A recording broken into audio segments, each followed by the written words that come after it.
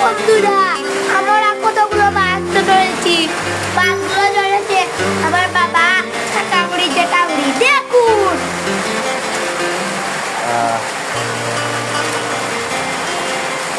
আজকে সকালে ঘুম থেকে উঠে দেখি বন্যার পানি বেড়ে আমাদের পুকুরে ঢুকে যাচ্ছে। তো আমরা সবাই মিলে এই মাছগুলো ধরলাম। দেখেন কতগুলো মাছ, এখানে 5 থেকে 6 কেজি মাছ হবে, ছোটো মাছ হবে। তো সবাই মিলে এগুলো আমাদের বাড়ির পুকুর থেকে ধরলাম। আজকে মোটামুটি এভাবে সারাদিন আমরা মাছগুলো ধরবো।